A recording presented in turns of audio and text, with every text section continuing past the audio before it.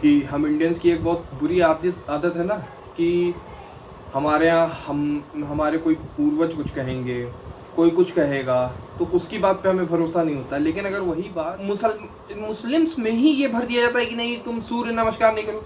अरे वो सूर्य को नमस्कार करना नहीं है, अरे आप उसको एक एक्सरसाइज की तरीके लीजिए ना। लोग कहते हैं मंत्र पढ़े जाते हैं, अगर मंत्र पढ़े भी जाते हैं तो आप मत पढ़िए। नमस्ते दोस्तों, एक बार आपका फिर से स्वागत है हमारे चैनल श्रुतिक पे। तो जैसे कि आपको पता है कि आज योगा दिवस है, इंटरनेशनल योगा दिवस है, तो उसकी बहुत बहुत शुभकामनाएं आप सबको। और आज मेरे मेरे लिए एक बहुत स्पेशल दिन भी होता है ज़िंदगी में। मेरे फादर का बर्थडे होता है, तो उनको भी जन्मदिन की बहुत बहुत शुभकामनाएं। वो मेरी वीडियोस देखते हैं, मुझे सपोर्ट करते हैं। और चलिए आज की वीडियो शुरू करते हैं। तो जैसे कि हम लोगों को पता है कि आज योगा दिवस मनाया जाता है। तो योग का मीनिंग क्या होता है योगा का?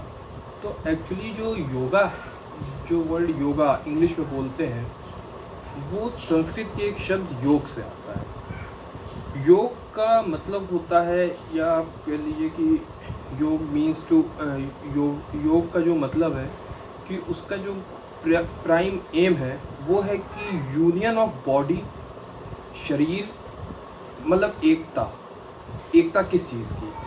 उसका मतलब है एकता शरीर की, माइंड की, दिमाग की, और लास्ट स्पिरिट यानी आपकी आत्मा की। इन तीनों की जब एक होगा तो माना जाता है, हिंदू धर्म में ऐसी मान्यता, हिंदू और जैन धर्म में, कि मतलब सनातन और हिंदू और जैन धर्म की ये मान्यता है कि जब ये तीन चीज़ें, या ये तीन, आपका दिमाग, आपका शरीर और आपकी आत्मा का जब मिलन होगा, एक होंगे, तो आप बहुत पीसफुल होंगे, आप मोक्ष या इसकी प्राप्ति करते हैं। तो ये तो हो गया मतलब। अब बात करते हैं थोड़े से इतिहास की। योग कब आया? योग ऋग्वेद से आया, कुछ लोगों का मानना है, लेकिन योग माना गया जब ये बात होती कि ऋग्वेद तो काफ़ी बाद में लिखा गया, तो क्या ऋग्वेद से पहले होता था? तो हाँ, जवाब है हाँ। इंडस सरस्वती सिविलाइजेशन, या आप इंडस वैली सिविलाइजेशन जिसको एक कॉमन टर्म में कहा जाता है, अब इस चीज़ का साइंटिफिकली प्रूफ हो चुका है कि सरस्वती करके एक नदी थी, नासा ने माना है। क्योंकि हम इंडियंस की एक बहुत बुरी आदत है ना कि हमारे यहाँ हमारे कोई पूर्वज कुछ कहेंगे, कोई कुछ कहेगा तो उसकी बात पे हमें भरोसा नहीं होता। लेकिन अगर वही बात अमेरिका, इंग्लैंड, फ्रांस, वही चीज़ हमारी ही चीज़ जो हमारे माँ बाप, हमारे बाबा दादी, उनके भी पूर्वज हमें समझाते आए, कहते आए कि ये चीज़ करो, और हम उनकी बातों पे इतना विश्वास नहीं करते। ये हमारे दिमाग में भर दिया गया कि अमेरिका ने कोई बात कही तो वो पूर्णतः सच है, इंग्लैंड ने कह दी तो सही है। लेकिन हमारे, अगर कोई इंडियन बता रहा है, कोई हिंदू, क्योंकि भाई हिंदू देश था, तो अगर कोई हिंदू बोल रहा है तो वो गलत है। लेकिन वही चीज़ जब कोई बात, अरे हाँ हाँ हाँ, तब, और फिर जब आदमी कहता है कि ये, अरे नहीं आप तो क्या कहते हैं, ब्राह्मिकल सोच के हैं। तो आज के समय में ये प्रूफ हो चुका है, इसलिए इंडस सरस्वती सिविलाइजेशन बोलते हैं। वो लगभग 7000 BC से 300 BC तक रहती है सिविलाइजेशन। तो उस बीच में ये इसका पूरा योग के अलग अलग प्रकार और अलग अलग तरीके के योग आए।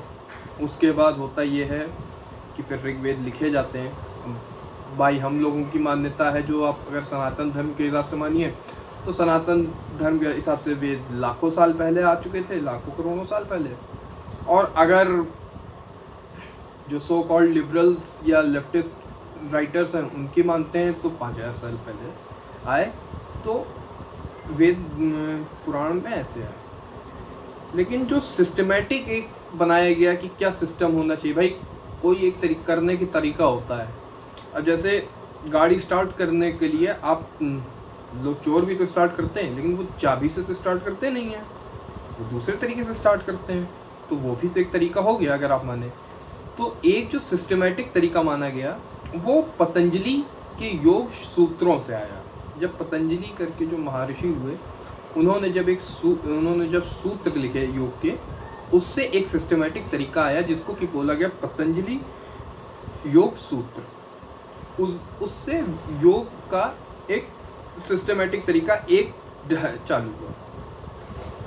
अब इंटरनेशनल योग दिवस कब एक्सेप्ट हुआ, कब भाई योग जो था वो हिंदुस्तानी कल्चर में हमेशा से एक पार्ट रहा है।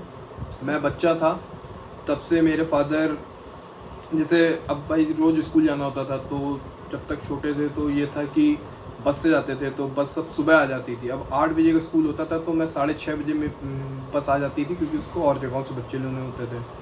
लेकिन संडे का ऐसा दिन होता था कि जिस दिन छुट्टी रहती थी, लेकिन उस दिन भी फादर सुबह जल्दी उठा के खुद भी योगा करते थे और मुझे भी योगा करवाते थे, और मेरी बहन को भी, हम दोनों को योगा करवाते थे, और उसमें अलग अलग उन्होंने सिखाया। लेकिन ये कब इस स्तर पे आया कि दुनिया ने इसको एक्सेप्ट किया, तो ये हुआ 2014 में। नरेंद्र मोदी ने एक स्पीच दी थी 27 सितंबर 2014 को, और उसी में उन्होंने ये प्रपोजल रखा। UNGA की मीटिंग, वो मीटिंग चल रही थी, मतलब यूनाइटेड नेशन जनरल असेंबली की ये मीटिंग थी, जिसमें उन्होंने प्रपोजल रखा कि योगा दिवस को या फिटनेस के लिए, क्योंकि फिटनेस बहुत ज़रूरी है, तो इसको एक्सेप्ट करना चाहिए। और उसी साल ये 2014 में एक्सेप्ट भी हो जाता है, और 21 जून की ही तारीख की गई। अब सवाल तो बहुत पूछे जा सकते हैं ना, लेकिन एक मुख्य सवाल ये जरूर होना चाहिए कि 2014 में नरेंद्र मोदी ने 21 जून की ही डेट क्यों दी? भाई देने को तो 1 जनवरी भी दे सकते थे, देने को 31 दिसंबर भी दे सकते थे, 25 दिसंबर भी दे सकते थे। 25 दिसंबर क्रिसमस भी होता है और अटल बिहारी वाजपेयी का जन्म दिवस भी होता है, और भी बहुत सी चीज़ें की जा सकती थी। लेकिन ऐसा क्यों हुआ कि 21 जून की ही डेट चुनी है? अब 21 जून की डेट जो मेन चुनने का जो कारण था वो था समर सोलिस्टिस जो पड़ता है। अब इसका मतलब होता है कि इस दिन 21 जून को सबसे लंबा दिन होता है पूरे साल, सबसे बड़ा दिन होता है, ठीक ना। अब लोग बोलेंगे कि बड़ा दिन तो क्रिसमस को भी बोला जाता है, वो अलग तरीके की चीज़ है, उस पर कभी अलग बात करेंगे। लेकिन जो सबसे बड़ा दिन पूरे उसमें नॉर्दर्न हेमिस्फीयर में जो होता है वो होता है 21 जून। तो इसलिए नरेंद्र मोदी ने ये चूज़ किया था कि इस दिन सबसे बड़ा दिन होता है, तो इसलिए इसको योगा दिवस के लिए मनाया जाना चाहिए। अब एक सवाल और आता है कि इस बार की थीम क्या है। इस बार की जो इंटरनेशनल योगा दिवस की थीम इंडिया में रहेगी वो है योगा फॉर ह्यूमैनिटी, जो कि नरेंद्र मोदी ने मन की बात कार्यक्रम में डिक्लेयर किया है इस बार। और कुछ लोगों को यह दिक्कत भी होगी, क्योंकि एक इस देश में पता नहीं क्यों नैरेटिव बन गया है कि अच्छी चीज़ों का भी मतलब ठीक है भाई, मैं नहीं मानता हूँ कि अपोजिशन को सरकार की हर चीज़ का सपोर्ट करना चाहिए। भाई अपोजिशन है किस लिए? अपोज करने के लिए ना भाई। विरोधी किस लिए होता है? विरोध करने के लिए विरोधी होता है। लेकिन केवल विरोध करने के लिए विरोधी नहीं होना चाहिए कि कोई अच्छी चीज़ भी मैं कर रहा हूँ। भाई आप अपोजिशन में बैठे हैं या विरोधी खेमे में बैठे हैं, इसका मतलब ये तो नहीं है ना कि आप केवल विरोध करने ही के लिए हैं। भाई आपको जनता ने जब चुन के भेजा है तो आप भी एक पार्ट ऑफ द गवर्नमेंट माने जाते हैं। अकॉर्डिंग टू द कॉन्स्टिट्यूशन ये नहीं है कि सरकार और अपोजिशन अलग है। वो जो संसद है वो अगर मंदिर माना गया डेमोक्रेसी का, तो उसमें बैठने वाला हर इंसान की ये जिम्मेदारी है कि अच्छी चीज़ों में जो ला रहा है, जिसके पास मेजॉरिटी है, जैसी इनकी सोचो उनकी मेजॉरिटी होती है, तो अगर आप विरोधी खेमे के हैं और देखते हैं कि कुछ अच्छा हो रहा है तो आपको समर्थन भी तो करना चाहिए। भाई एक बहुत अजीब सी चीज़ होने लगी है कि सूर्य नमस्कार, वो कोई सूर्य की पूजा नहीं है, वो कुछ ऐसा नहीं है, वो तरीका है जिसमें कि आसन किए जाते हैं, अलग अलग आसन किए जाते हैं, 8 या 10 आसन मिलके एक सूर्य नमस्कार की प्रक्रिया है पूरी। तो उस भाई मुस्लिम्स में ही ये भर दिया जाता है कि नहीं तुम सूर्य नमस्कार नहीं करो। अरे वो सूर्य को नमस्कार करना नहीं है, अरे आप उसको एक एक्सरसाइज की तरीके लीजिए ना। लोग कहते हैं मंत्र पढ़े जाते हैं, अगर मंत्र पढ़े भी जाते हैं तो आप मत पढ़िए, आप उसकी जगह आयत पढ़ लीजिए कोई, भैया आपको इसी में संतुष्टि मिलती है। लेकिन वो जो कराया जा रहा है उससे पूरी बॉडी का आपका वो होता है। आपको ये समझने की जरूरत है, उसमें ये नहीं है कि क्या कहते हैं सूर्य नमस्कार आप कर रहे हैं तो आप सूर्य की पूजा कर रहे हैं। इसको अंतर समझिए, वो सूर्य के सामने सजदा नहीं है। तो अगर कोई मुसलमान भाई देख रहे हैं तो आप ये समझिए कि आप उसको सूर्य नमस्कार ना बोलिए, आप कोई भी कुछ भी चीज़ बोल लीजिए, आप अपने हिसाब से नाम रख लीजिए। अब ये तो हो गई पॉलिटिकल बात। अब चलते हैं आज के ही टॉपिक पे रहते हुए अगले भाग पे चलते हैं। तो अगला भाग है पार्ट्स ऑफ योगा। तो योगा ऐसी चीज़ नहीं है कि जो कि केवल एक चीज़ से बनी हो। पतंजलि की बात करेंगे क्योंकि पतंजलि ने ये सिस्टमेटिक सिस्टम सबसे पहली बार दिया। तो पतंजलि के जो सूत्र थे उसी में से ये चीज़ निकलती है कि योग के 8 अंग हैं। अब 8 अंग कौन से हैं, इन पे बात करते हैं। तो ये जो 8 अंग पतंजलि ने बताया, उसका पहला अंग आता है यम। यम का अर्थ होता है कि आप जो 5 अलग अलग चीज़ें जिनसे कि संसार चलता है, यम का मतलब यमराज मत लीजिएगा, यम इसमें दूसरी चीज़ है।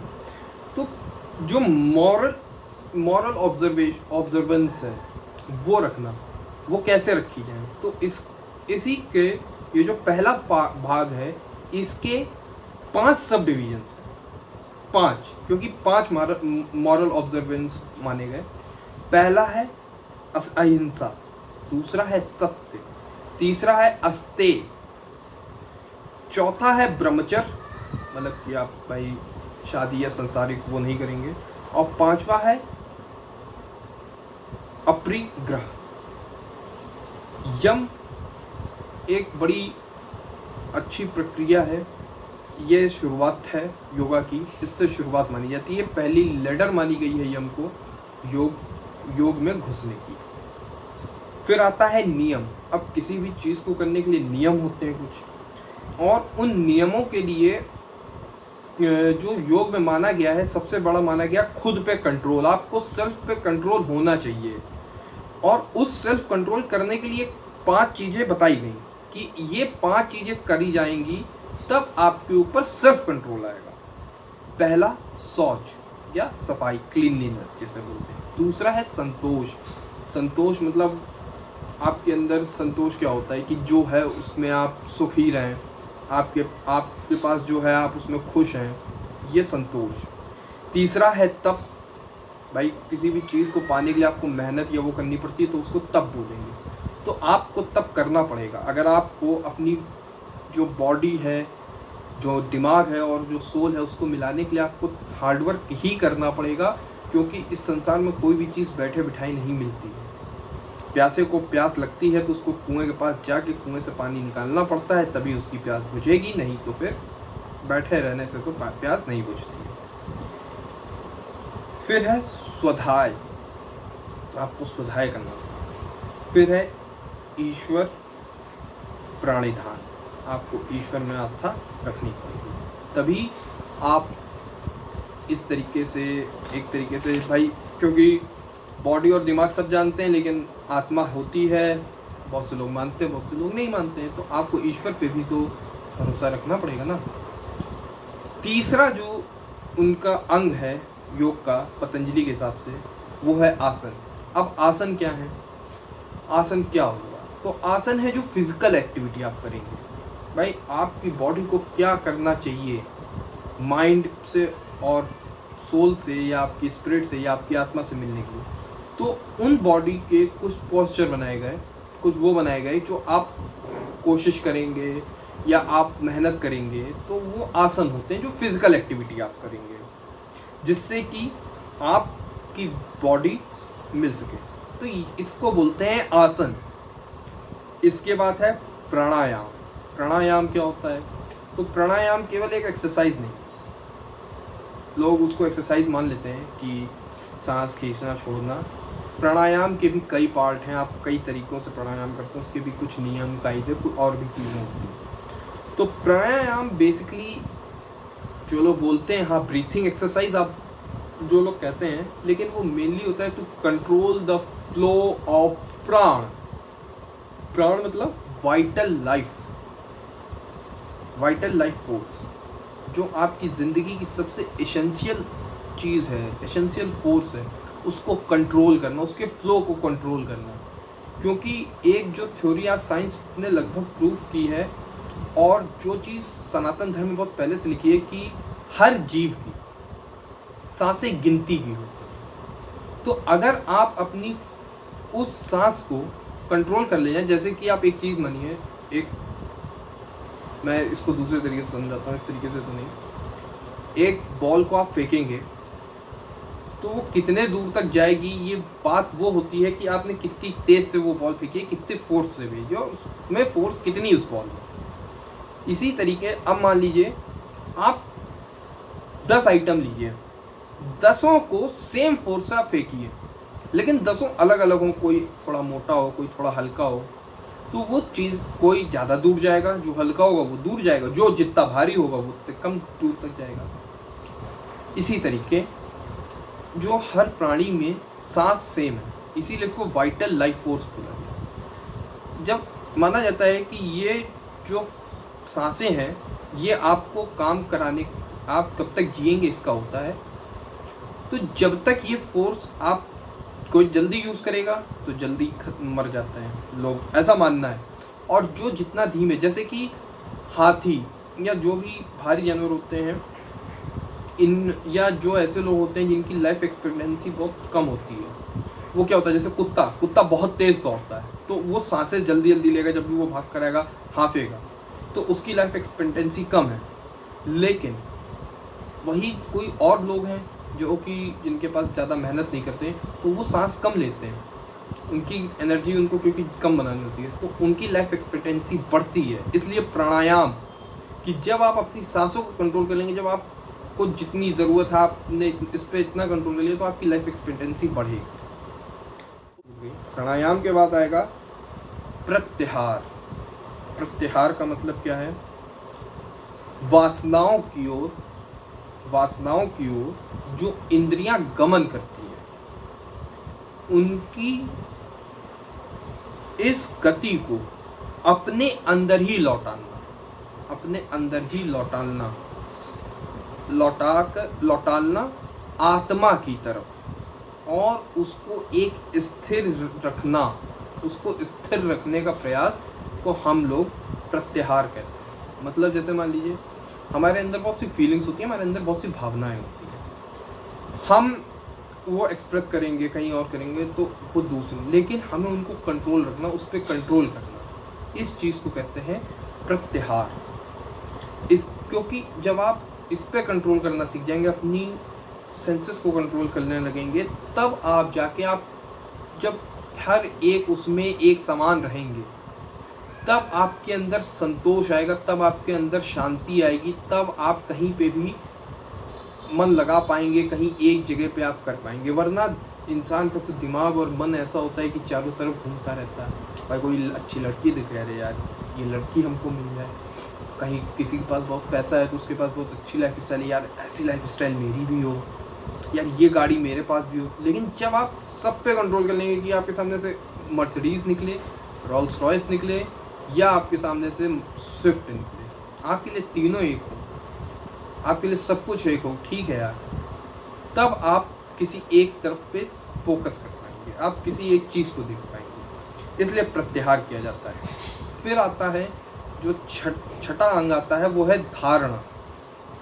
अब धारणा का अर्थ क्या होता है, जब आप अपने मन को कंट्रोल कर लेते हैं प्रत्याहार के रूप उससे, तब आप उसको किसी एक और तरफ लगाते हैं, किसी एक तरफ लगाए रखना और टिकाए रखना, उसी जगह पर लगाना और उसको टिका लेना, उसको बोलते हैं, एक बिंदु पे किसी एक चीज़ पे आप लगाएंगे, उसको धारणा बोलते हैं।